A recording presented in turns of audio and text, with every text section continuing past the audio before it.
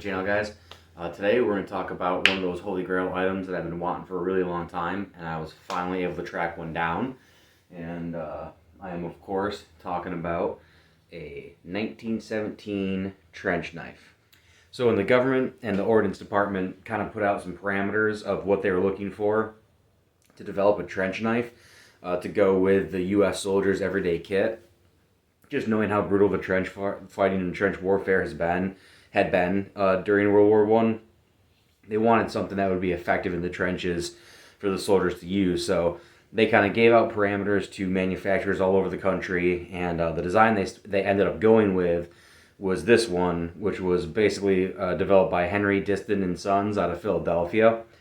It is interesting to note that one of the main things that they actually stressed that they wanted for the features of the guidelines was for it to be able to pierce through a German overcoat. That was one of their requirements.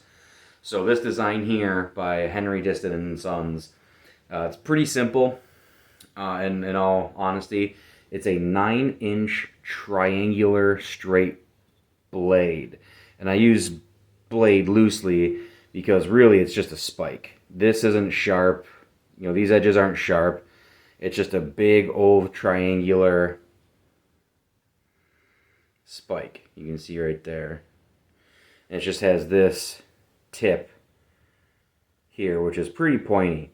9 inches straight, and then it's got this metal guard that kind of goes into a D guard here with these metal pyramids coming out of that guard, stamped out in that metal, and that's for, you know, striking.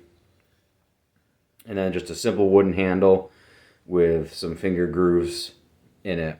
Now I will say, this is the first time I've ever actually handled a real one of these in person. I'm actually kind of surprised at how big this thing is.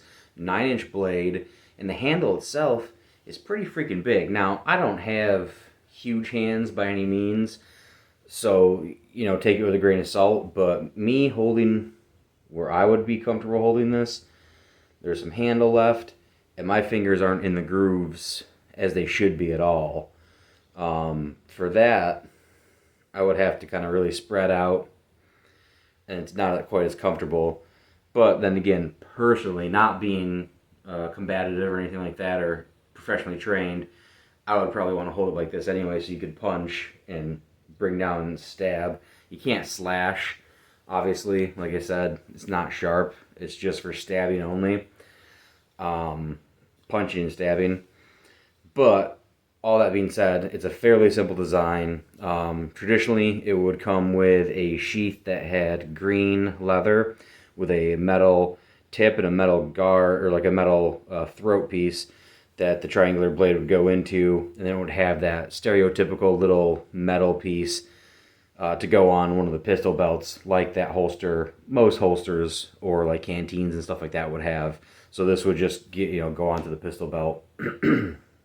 But this did not come with an original sheath. It didn't come with a sheath at all, because original sheaths, if it's not with the knife itself, to find them find them alone is becoming increasingly hard.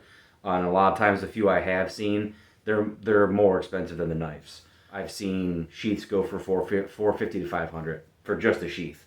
So, you know, I'll keep looking, but I don't have high hopes. I'll probably just get a reproduction sheath. It'll at least serve a holding place until I finally get one. So that kind of is what it is, unfortunately. The main manufacturers of the 1917 trench knife were Henry Diston and Sons, HD and S, Landers, Frary and Clark, LF&C, the American Cutlery Co., which is ACCO, and Oneida Community Limited, or OCL. In late 1917 / early 1918, they changed the design, or the original design, just slightly, and I've seen that the most on the American Cutlery Co. Examples. But you would know. I wish I had one to compare. But instead of having the triangular, not spikes, but the triangular knuckle dusters here, what they ended up doing was that would have been flat.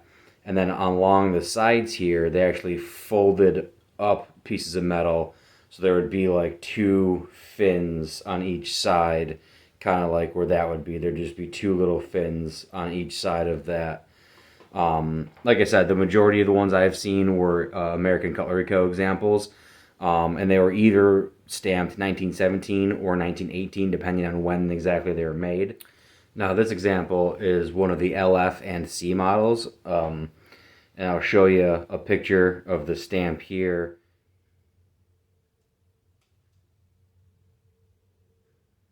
Like this one is dated 1917, and it has the 1917 style knuckles. Now, as I've discussed in the video I did about the M1918 Mark I trench knives, the 1917 did actually see some heavy usage by our troops in World War I, as opposed to these guys. And that's evident by a lot of pictures and just stories and whatnot. I mean, there's so many pictures of U.S. soldiers having the 1917 triangular blade trench knife tucked into their belt, versus we know that the LF&C versions never made it to the front lines, but missed it by about a month. Now, the Owl Lion versions did see a little bit of action, but still not quite as much as the 1917. The reason that the 1918 Mark I got developed in the first place was because this wasn't super satisfactory. Yes, it served its purpose for stabbing and punching and whatnot, but there's no use of it as a utility knife or slashing or anything like that.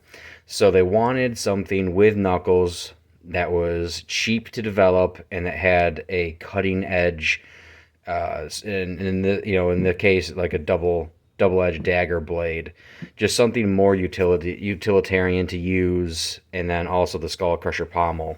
So, they went back to the drawing board, they tested, and they ended up coming up with this design, and they put that first contract out to Owl Lion to get those, French-made company to get that to the troops immediately.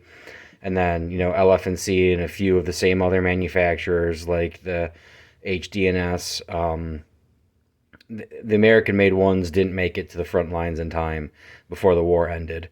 But that, again, just worth mentioning that, these guys did see combat, and because of that, it was realized that, some of the tips broke or bent or just you couldn't cut with it.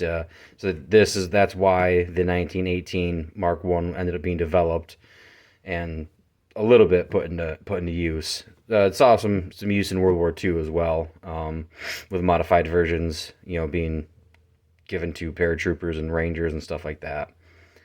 But you can see, like, right away the main differences: triangular spike blade, actual double-sided dagger blade, wooden handle with a separate D guard with the triangular protrusions on it, versus an actual bronze handle with just straight up knuckles with spikes on it in that skull crusher pommel. So the differences are easy to spot right off the bat. Both super, super cool examples, though, and both same manufacturer of the LF&C. Just, you got the 1917 and the 1918. But that's pretty much all I got for you guys. I've tried finding some of the production numbers on these guys, and I can't find them. If anyone happens to know how many were actually produced by LF&C and AAC Co. and HDNS, definitely feel free to let me know in the comments. I couldn't find any information on the production numbers, so I would be really curious to know how many were actually produced. But that's all I got for you guys. Until next time, be good.